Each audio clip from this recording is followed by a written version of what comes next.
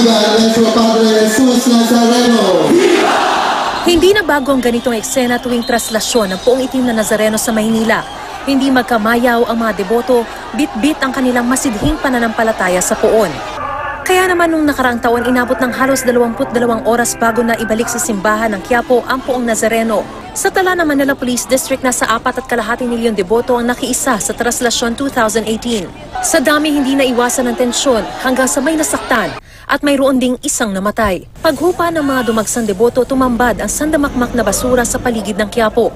Kaya bilang paghahanda sa traslasyon sa Miyerkules, nitong weekend pa lang ay nag-inspeksyon na ang Joint Task Force NCR sa lugar.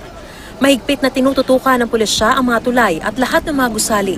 Wala tayong imminent or sinasabi nating confirmed na mga threat. Pero alam mo sa atin naman, kahit naman sa mga pang-araw even do sa mga nangyayari sa atin dito, merong mga raw information na merong ganyan, merong ganito, pero these are all unreliable. Kagabi marami ng mga deboto na sasama sa prosesyon ang nagpalipas ng gabi sa Plaza Miranda. Ang mahigit 100 deboto galing pa raw sa Pangasinan, Bataan at Cavite. Ang iba naman mula sa iba't ibang bahagi ng Metro Manila.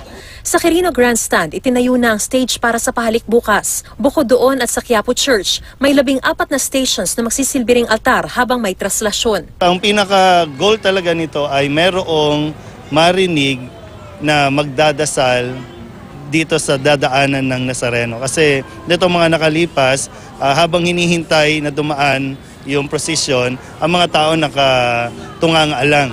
Ngayong araw pa lang ilang bahagi na ng kalsada sa Maynila ang isasara. Kaninang alas 11, isinara na ang southbound lane ng Quezon Boulevard mula A. Mendoza hanggang Fugoso Street at Plaza Miranda.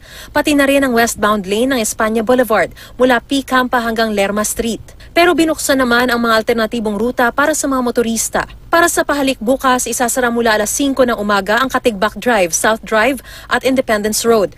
Mula alas 10 ng gabi, isang lane lang ng Katigbak Drive at South Drive ang madaraanan ng mga motorista. Isasara rin ang northbound lane ng Quezon at MacArthur Bridge mula Bonifacio Shrine at Taft Avenue mula Ayala Boulevard hanggang Bonifacio Shrine. May nakalaan ding alternatibong ruta para sa mga motorista sa araw ng pahalik. Sa mismong araw ng traslasyon sa Miyerkules, isasara ang MacArthur, Jones at Quezon Bridge mula alas 12 ng hating gabi. Gayon din ang Roas Boulevard mula Katigbak Drive hanggang TM Calao Street. Isasara rin ang magkabilang lane ng Quezon Boulevard mula A. Mendoza hanggang Fugoso Street, pati na Espanya Boulevard hanggang P. Campa Street. Ilang paalala para sa nalalapit na traslasyon. Iwasan ang pagdadala ng mamahaling gadget at alahas. Huwag na rin magsama ng mga bata. Iwasan din ang pagdadala ng patalim o anumang bagay na nakamamatay. Huwag ding uminom ng alak kung sasama sa traslasyon. Mainam naman kung magbabaon ng pagkain at inumin para hindi magutom at ma-dehydrate. Sa araw ng traslasyon, ipatutupad ang no-fly zone, no-sail zone. Mawawalan din ang telecommunication signal sa mga lugar na daraanan. Mariz Umali, GMA News.